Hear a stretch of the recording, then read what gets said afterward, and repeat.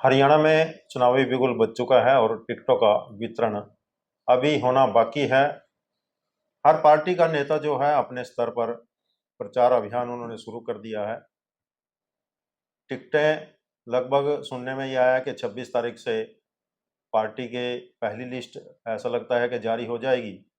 लेकिन उससे पहले कार्यकर्ताओं से मिलना जुलना वो हर जो पार्टी का नेता है वह फील्ड में जा रहा है। और हमारे साथ आज मौजूद हैं पूर्व मंत्री भीमसेन मेहता, जो कि पिछले कई सालों से जो है और राजनीति में सक्रिय भूमिका निभा रहे हैं, मिलनसार हैं, मंत्री भी वो रह चुके हैं यहाँ से और 3 बार विधायक भी वह बने हैं। निरंतर उनका प्रयास रहता है कि लोगों से जुड़ करके रहना। चुनाव आते रहते हैं, चुनाव जाते रहते हैं। आज उन्हीं से हम चर्चा करने के लिए यहाँ पर पहुँचे हैं, क्योंकि चुनाव है, चुनाव में चुनावी चर्चा ही होती है। मेहता साहब, आपका हमारे चैनल में स्वागत है। आपके सभी दर्शकों को नमस्कार। मेहता साहब, क्योंकि चुनाव की घोषणा हो चुकी है और तो हर पार्टी का नेता, जो चाहे छोटा नेता हो चाहे बड़ा नेता हो, वह फील्ड में जा रहा है अपनी पार्टी के प्रचार प्रसार को लेकर के। टिकटों की भी कहीं ना कहीं भाग दौड़ बहुत हो रही है। तो क्या लगता है, क्योंकि 40 के लगभग यहाँ से लोगों ने एप्लीकेशन दी थी कि हमें टिकट दी जाए, तो क्या अनुमान है कि कांग्रेस की टिकट किसको जाने जा रही है यहाँ से? देखो, ये तो पार्टी हाईकमान की काम है उनका, जिसको भी वो टिकट देंगे। हमारा काम तो कार्यकर्ता के रूप में जिसको भी टिकट देंगे हम उसका साथ देंगे और इकट्ठे मिल के हम सब यहाँ से चुनाव लड़ेंगे। ये ठीक है कि हमारे यहाँ से 41 व्यक्तियों ने आवेदन पत्र दिए हैं, जो सभी का अधिकार है, सभी का टिकट मांगने का भी अधिकार है, सभी कार्यकर्ताओं का। तो मेरा तो यही कहना है कि जिसको भी पार्टी टिकट देगी उसका हम साथ देंगे। अच्छा, मुद्दे क्या रहने वाले हैं? क्योंकि चुनाव 10 साल सरकार रही बीजेपी की, उससे पहले कांग्रेस की सरकार रही। क्षेत्रीय मुद्दे इसमें आते हैं। हमने अभी पिछले दिनों में अभी भी चल रही है, हरियाणा मांगे हिसाब के तहत हमारा कार्यक्रम पार्टी का चल रहा है। उसमें हमने यही बात रखी हमारे शीर्ष के नेताओं ने कि इन 10 सालों में क्या विकास के काम हुए हैं पूरे हरियाणा के अंदर हो, चाहे वो विधानसभा क्षेत्र की बात हो, तो सब जगह लोगों को जब मिलते हैं लोगों को एक निराशा लगी है। और इस निराशा का कारण आपने देखा होगा पार्लियामेंट के चुनाव में कि 5 सीट्स कांग्रेस पार्टी को मिली हैं। तो लोगों के अंदर एक बहुत बड़ी निराशा है। लोगों के जो उम्मीदें थी, जो वायदे किए गए थे मौजूदा सरकार ने, हमारे जो यहाँ इस टाइम है, जो भारतीय जनता पार्टी की सरकार है, जो वायदे किए गए थे वो वायदे पूरे नहीं हुए, ना उन्होंने उसमें काम कर पाए। इस वजह से लोग काफ़ी निराश हैं। सबसे बड़ा निराशा तो पोर्टल से लगी है कि आज पिछले इन साढ़े 9 10 साल के अरसे में आपने भी देखा होगा, लगभग हर व्यक्ति पोर्टल की कोई लाइन में खड़ा है, कोई ठीक कराने की लाइन पे खड़ा है, फोटो स्टेट की दुकान पे खड़ा है, कोई किसी ऑफिस में खड़ा है। इसी काम में ही, इसी कार्य को करते करते साढ़े 9 साल हो गए हैं। विकास के बारे में कोई ऐसा खास कोई कार्य नहीं हुआ जिसकी हम प्रशंसा कर सकें। यदि क्षेत्र की बात करें, क्षेत्र में कोई गंभीर मुद्दा क्या है ऐसा?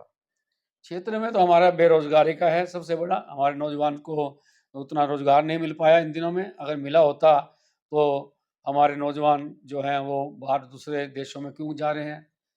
सड़कों को आप हालात देख लीजिए, सड़कों के क्या हालात हैं। किसानों को कुछ इस बारे में कुछ नहीं। फसल के भाव उन समय में जब हुड्डा जी की सरकार थी, तो उस समय लोग कहा करते थे कि हुड्डा तेरे राज में जीरी गई जहाज में। आज कोई ऐसी कोई बात ही नहीं है। ना फसल के भाव हैं, ना किसानों को कोई राहत मिली है, कोई ऐसी बात तो है ही नहीं। तो कृषि कानून बनाए गए थे, फिर उसको वापस लेना पड़ा, क्या कहें? तो जब कृषि कानून किसानों के हित में थे ही नहीं, तो जब किसानों ने प्रदर्शन किया, सरकार को मानना पड़ा।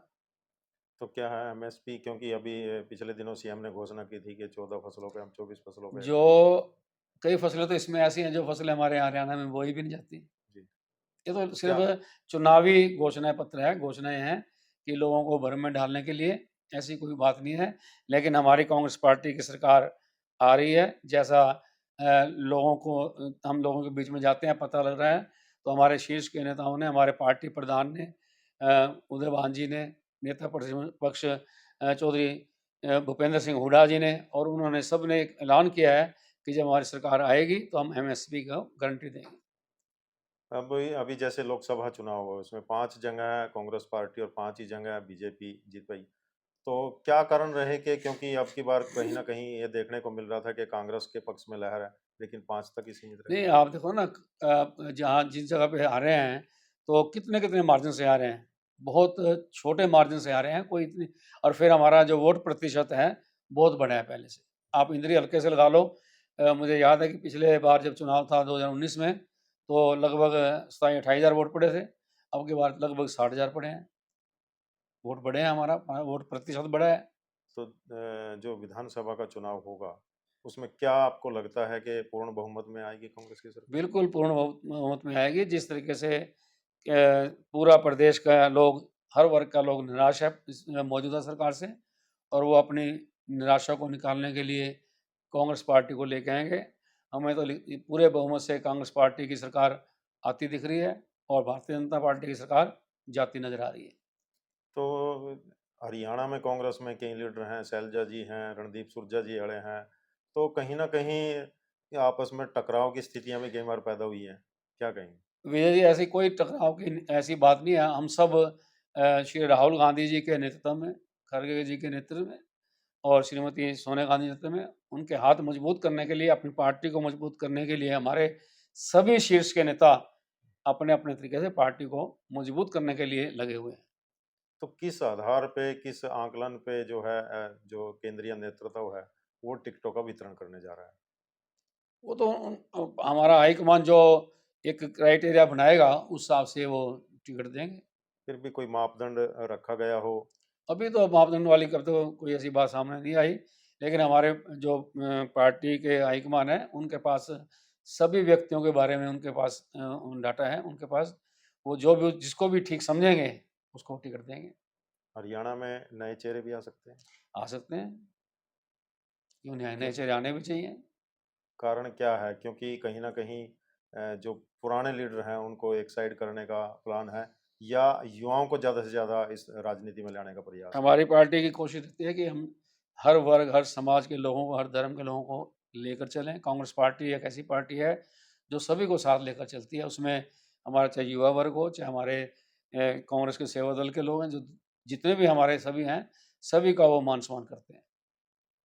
तो यदि मौजूदा जो विधायक हैं, यहाँ से रहे हैं, उनका कार्यकाल कैसा रहा? कितने उनसे खुश हैं, कितने नाराज़ हैं लोग? तो आप लोग हल्के में घूमते हो, आपको सारा पता ही है कि क्या लोगों की निराशा है, कैसी कोई बात है उनके बारे में। तो लोग भी बता रहे हैं। अगर हम ऐसा कहेंगे तो ऐसा लगेगा कि हम आपस में कॉम्पिटिटर के नाते हम बोल रहे हैं। आप लोगों से पूछो कितने नाराज़ हैं लोग। क्या उम्मीदों पर खरा नहीं उतर पाए? कहीं न कहीं कमी रही है? लोगों में निराशा तो नज़र आ रही है। हुँ। विकास के मामले में भी इंद्री छत्र पिछड़ा है।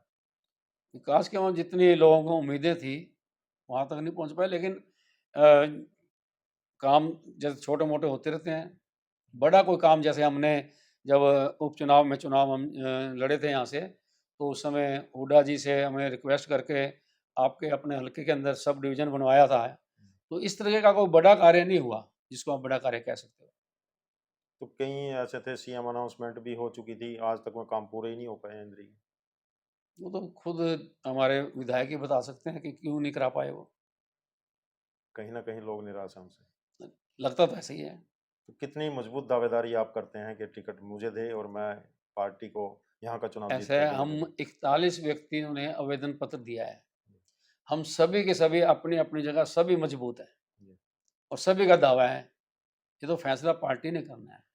नहीं, फिर भी कहीं न कहीं आप मंत्री भी रह चुके हैं, 3 बार विधायक भी रह चुके हैं। हाँ, उस कित नाते से तो अपना दावा है क्योंकि मैं इतना ही कहूँगा कि कोई भी गाँव हमारे इंद्री हलके का ऐसा नहीं है, जिस गाँव में हमने जब मुझे समय मिला था सेवा करने का, हमने काम ना कराया हो। एक भी गाँव ऐसा नहीं है भैया जी, जहाँ पर हमारा शिलान्यास का पत्थर ना लगा हो, उद्घाटन का पत्थर ना लगा हो, कहीं सड़क बनी है, कहीं स्कूल के कमरे बने, कहीं आंगनबाड़ी बनी, कहीं पर चौपालें बनी, कहीं पर और इस तरह के गलियों के लिए, नालियों के लिए ग्रांट दी गई।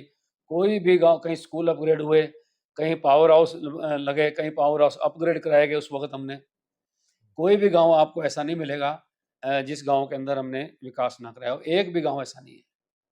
यदि पार्टी आप पे विश्वास जताती है, आपको टिकट देती है, आप यहाँ से विधायक बनते हैं, तो सबसे पहला क्या रहेगा आपका कि मैं अपने क्षेत्र के लिए ये करूँ?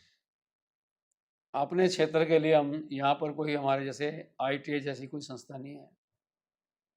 हमारा ये कोई यहाँ पर लड़कियों के लिए कोई कॉलेज नहीं है और जो इस तरह से रोज़गार के मामले में भी हम पीछे हैं, उसके तरफ भी ध्यान देंगे।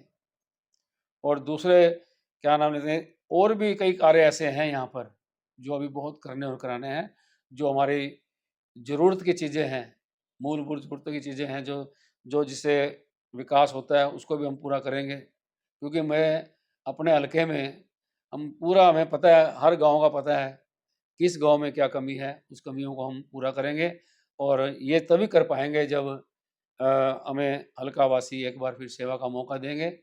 तो मैं तो यही कह सकता हूँ।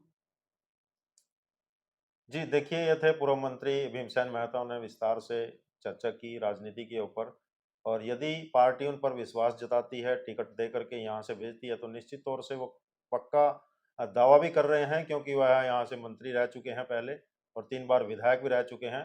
पार्टी यदि उन पर विश्वास जताती है तो 100% उन्होंने विश्वास दिलाया कि मैं यह सीट जो है कांग्रेस की झोली में अवश्य डाल दूँगा। आगे पार्टी शीर्ष नेतृत्व का जो भी कार्य है, अगर वो विधायक बनते हैं, मंत्री बाद की बातें हैं क्योंकि पहले विधायक बना जाता है और पहले भी उन्होंने यहाँ पर विकास कार्य अनेक कराए, उसका भी उन्होंने व्याख्यान किया। तो हमारी खबर को आप ज़्यादा से ज़्यादा शेयर करें, लाइक करें। जय हिंद, जय भारत।